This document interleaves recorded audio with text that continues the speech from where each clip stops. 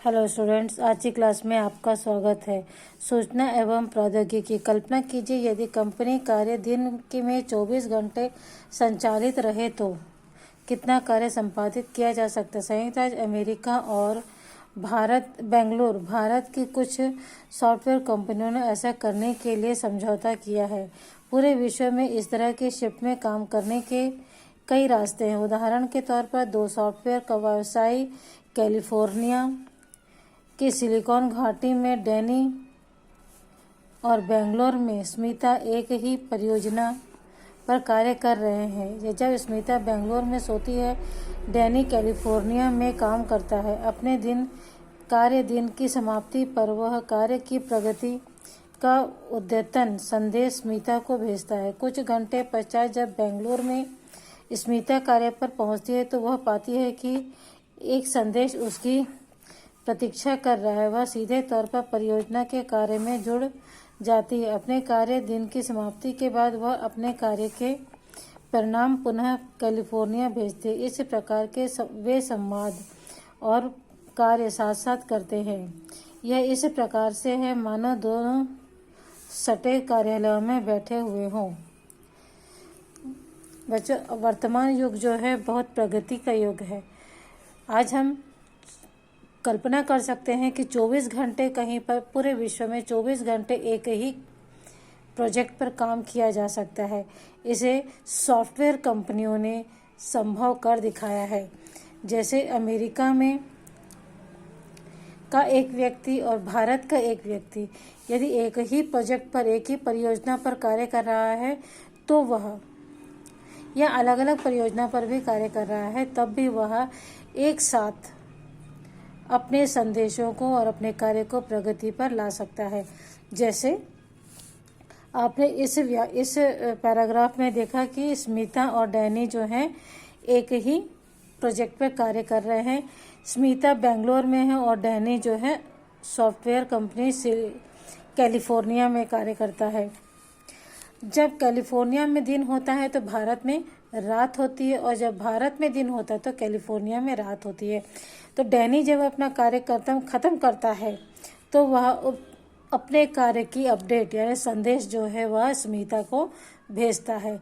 दूसरे दिन जब स्मिता ऑफिस जाती है तो उसे डैनी का संदेश प्राप्त होता है और वह उस परियोजना पर आगे कार्य करने के लिए आगे कार्य करना शुरू कर देती है।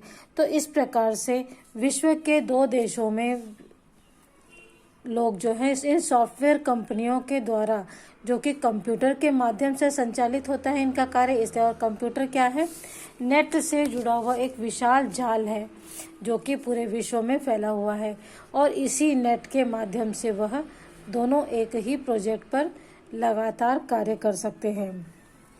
इसी प्रकार जब स्मिता का दिन समाप्त होता है और स्मिता के ऑफिस का समाप्त होता है तो वह भी अपने दिन के पूरे कार्य का परिणाम जो है कैलिफोर्निया भेजती है।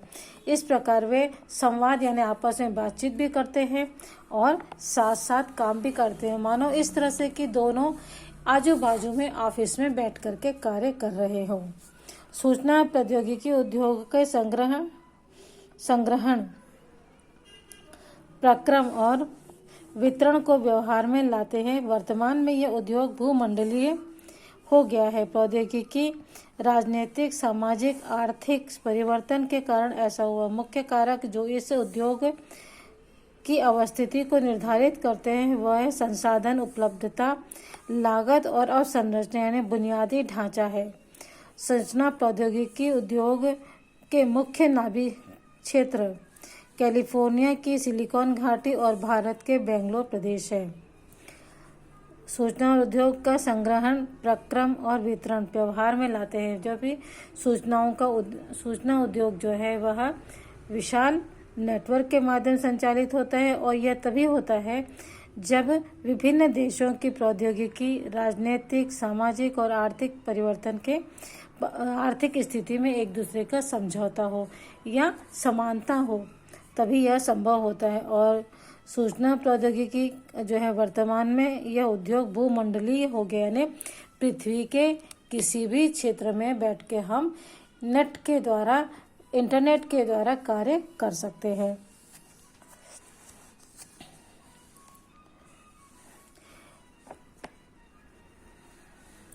सूचना प्रौद्योगिकी उद्योग जो है मुख्य क्षेत्र नाभि क्षेत्र, जो इसका मुख्य क्षेत्र कैलिफोर्निया में की सिलिकॉन घाटी में है और भारत में बेंगलोर में है। बेंगलोर दक्कन पठार पर अवस्थित है, जहाँ से इसका नाम सिलिकॉन पठार पड़ा। यह शहर वर्ष भर मृदु जलवायु के लिए प्रसिद्ध है।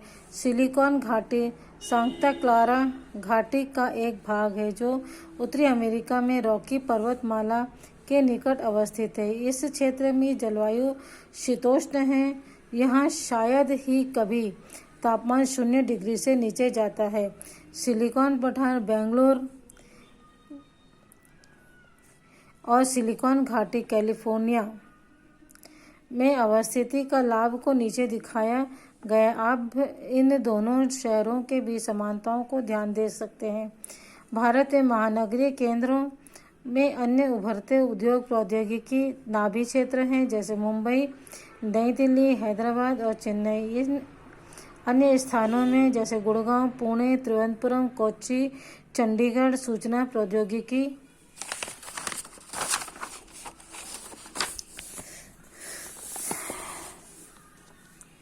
उद्योग के महत्वपूर्ण केंद्र हैं। बेंगलोर के पास हमेशा विशिष्ट लाभ रहा है। इस शहर के मध्यम और उच्च प्रबंधन प्रतिभा बड़ी संख्या में उपलब्ध हुई है। तो भारत में बेंगलोर और संयुक्त राज्य अमेरिका में सिलिकॉन घाटी में इस उद्योग का अधिकता से ऑफिस यहाँ पर है। इसके अलावा बेंगलोर के अलावा भारत के अन्य क्षेत्रों में भी अन्य क्षेत्रों में भी इस उद्योग से यानी सूचना प्रौद्योगिकी उद्योग से जुड़ी हुई कंपनियां हैं जो कि कार्य कर रही हैं। हम यहाँ संवाद देखते हैं। भारत के बेंगलोर में सर्वाधिक संख्या में सूचना प्रौद्योगिकी महाविद्यालय और शैक्षिक संस्थान है। यह नगर धूल मुक्त है और यहाँ का किराया व रहन-सहन का खर्च भी कम है। सबसे पहले सूचना प्रौद्योगिकी की घोषणा 1992 में कर्नाटक की राज्य सरकार ने की थी। इस शहर में कार्य अनुभव वाले कुशल प्रबंधक सर्वाधिक उपलब्ध हैं। विश्व में सबसे अधिक उन्नत वैज्ञानिक और प्रौद्योगिक केंद्रों के समीप है। सुहावनी जलवायु, आकर्षक और स्वच्छ पर्यावरण के साथ भविष्य में विकास और विस्तार के लिए पर्याप्त स्थान है। मुख्य सड़क व हवाई पतन के समीप स्थित है। बाजार और निपुण कार्य बल पर तक अच्छी पहुंच है। यहाँ पर बेंगलोर में ही यह कारखाने क्यों स्थापित हुआ, यह उद्योग क्यों स्थापित हुआ, इसका कारण यहाँ पर बताए गए हैं। ठीक है बच्चों, इस वीडियो में इतना ही। अगले वीडियो में हम इस पाठ के प्रश्न उत्तर देखेंगे। Okay, bye.